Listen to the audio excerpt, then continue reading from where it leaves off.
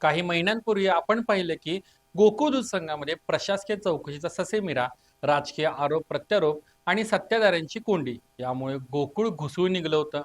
सध्याच्या कोल्हापूरच्या राजकारणातील घडामोडी पाहता आता हाच गोकुळ पॅटर्न कोल्हापूरच्या अर्थकारणाचा कणा असलेल्या कोल्हापूर जिल्हा मध्यवर्ती सहकारी बँकेमध्ये राबवला जात आहे का, असा प्रश्न उभा राहतोय.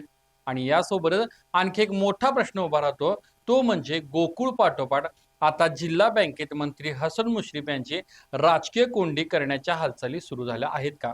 आजच्या या विशेष भागात आपण या प्रश्नांसोबतच गोकुळ पॅटर्न नेमका काय आहे आणि याचा आगामी निवडणुकीवर काय परिणाम होईल याचा देखील आढावा घेणार आहोत. त्यामुळे व्हिडिओ शेवटपर्यंत नक्की पहा.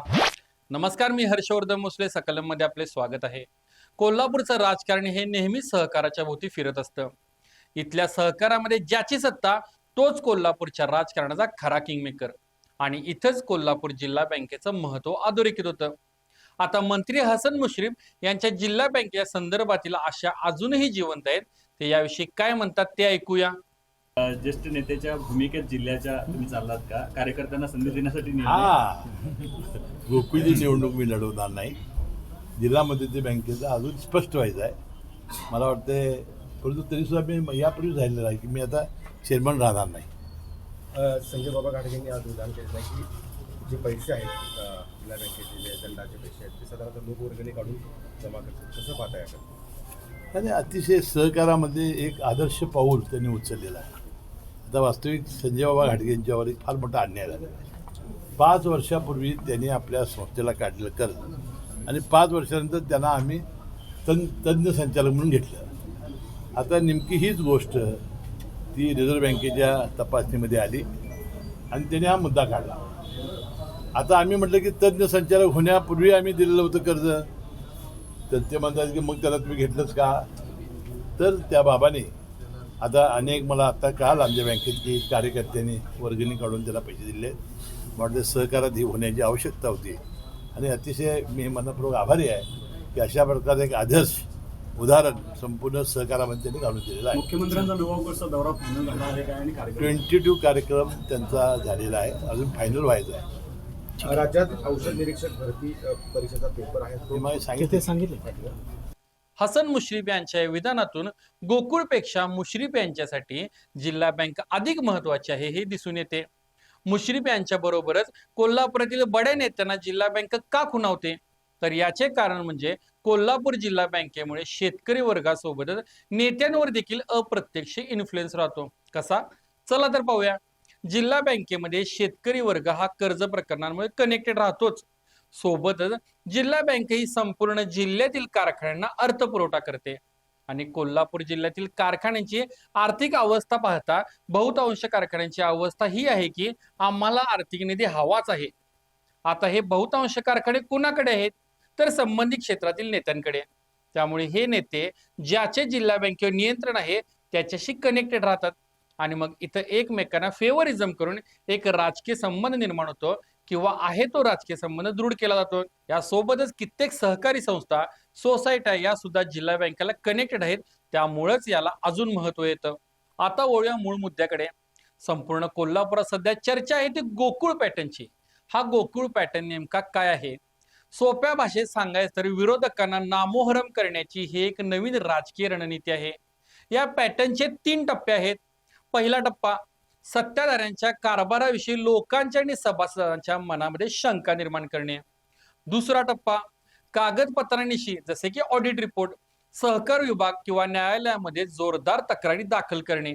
आणि तिसरा टप्पा म्हणजे प्रशासकीय यंत्रणेचा वापर करून चौकशीचा फास आवळणे. अगदी हुबेहूब हेच आता जिल्हा बँकेच्या बाबतीत घडताना दिसत आहे. आधी कारभारावर प्रश्नचिन्ह, मग प्रकाश बेलवाडे यांच्यासारख्या नेत्यांकडून तक्रार आणि त्यानंतर सहकार विभागाचे आदेश. गोकुळमध्ये ज्या प्रकारे तक्रारदारांच्या एका साखळीने सत्ताधाऱ्यांना हैराण केले, तोच खेळ आता जिल्हा बँकेच्या प्रांगणामध्ये खेळला जात आहे हे मात्र नक्की. हा खेळ समजण्यासाठी आता थोडं गोकुळकडे वळूया. राजकीय विश्लेषकांच्या मध्ये गोकुळमध्ये ज्या चौकशी आणि राजकीय घडामोडी घडल्या त्यामागे 2 अत्यंत स्पष्ट हेतू होते. पहिला हेतू म्हणजे काँग्रेसला पर्यायाने आमदार सतेज पाटील यांना गोकुळच्या सत्तेतून बाजूला करणे आणि दुसरा हेतू होता मंत्री हसन मुश्रीफ यांची कोंडी करणे. गोकुळमध्ये सत्ता ही सतेज पाटील आणि हसन मुश्रीफ या दोघांच्या आघाडीची होती. त्यामुळे तिथल्या घडामोडी आणि राजकीय हल्ले साहजिकच वाटते. पण जिल्हा बँकेची परिस्थिती मात्र वेगळी आहे. जिल्हा बँकेत सत्ता ही एक हाती हसन मुश्रीफ यांच्याकडे आहे. याचा राजकीय अर्थ असा काढला जात आहे की जिल्हा बँकेवर हा राजकीय हल्ला कोणत्याही आघाडीवर नसून तो थेट आणि वैयक्तिकरित्या हसन मुश्रीफ यांच्या वर्चस्वावर आहे.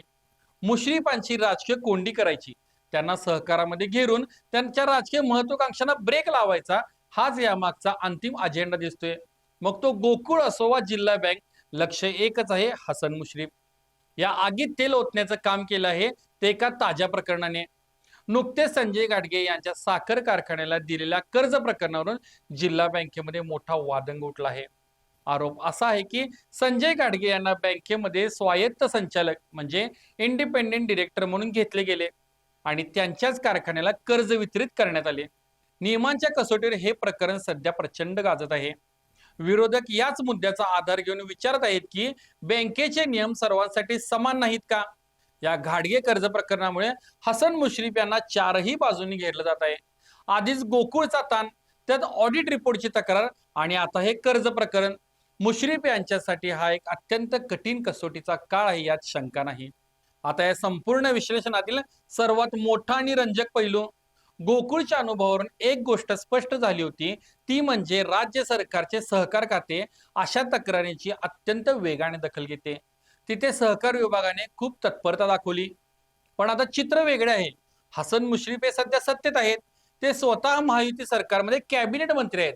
आता प्रश्न असा पडतो की मुश्रीफ हे सत्ताधारी महायुतीमध्ये असताना त्यांचे सरकार आणि ते सहकार खाते जिल्हा बँकेच्या बाबतीत तेवढीच तत्परता दाखवणार का?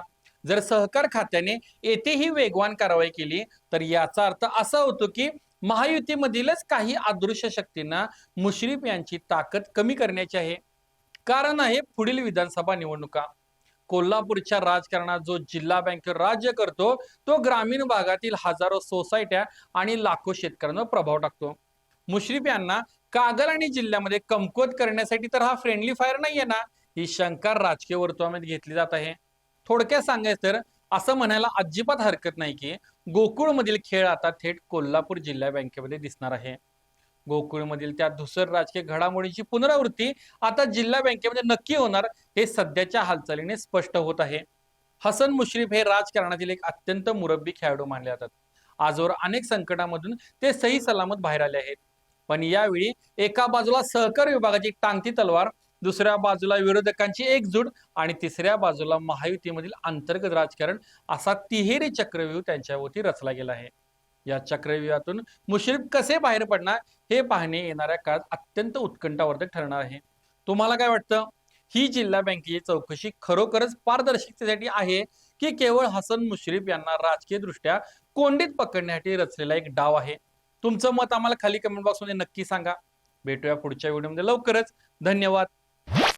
बाबा खूप बोर होत आहे, काहीतरी नवीन फ्रेश ऑर्डर करा ना. माझ्याकडे एक सरप्राईज आहे. गोकुळचा आस्वाद परंपरेचा, गोकुळ आईस्क्रीम सोबती प्रत्येक क्षणाचा. गोकुळ आईस्क्रीम.